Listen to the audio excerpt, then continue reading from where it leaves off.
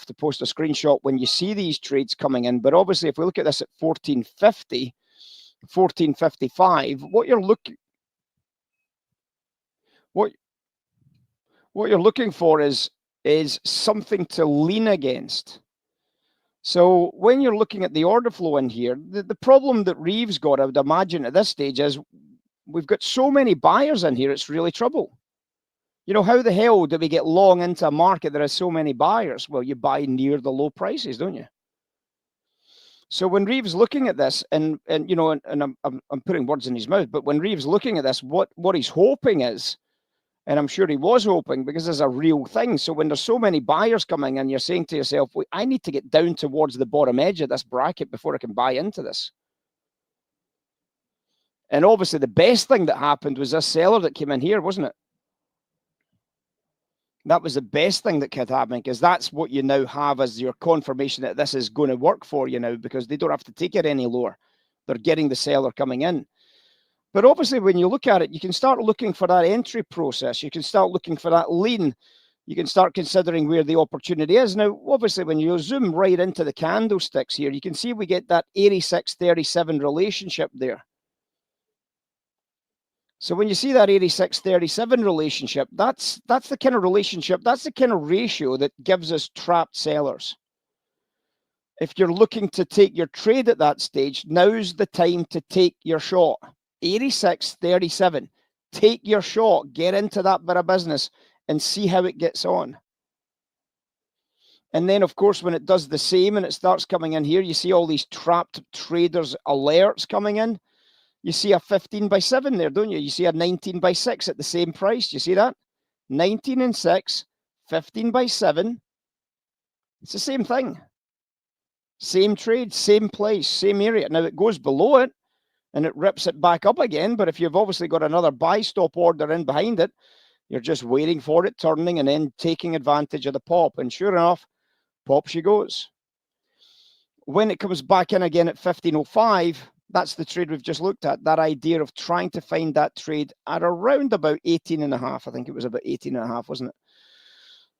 So you're trying to find the trade about 18.5 for the buy rip. And sure enough, if you paid 18.5 for that position, that's where your buy trade came in on that pin candle there. What price did you get, Reeve, in that trade? Did you take that extra add in there, or did you wait because it hadn't quite cleared the top edge?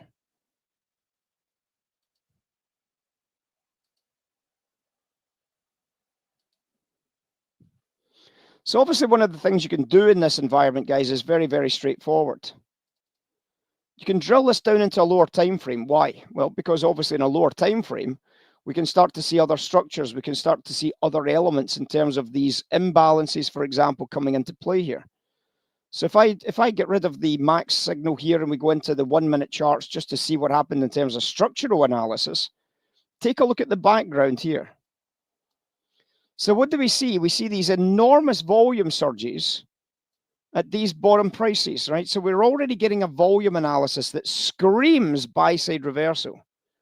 And it wasn't just those volume surges. It's the fact that we had a value buy-side reversal as well, right? Now, in the background, we don't really get any imbalance. So we know this is probably not the markup phase. The first imbalance we get is very, very near the top edge. Now, that's problematic. For what reason? Why is that imbalance problematic? It's above the 50 line. So what does that tell you? The market makers could get themselves into trouble.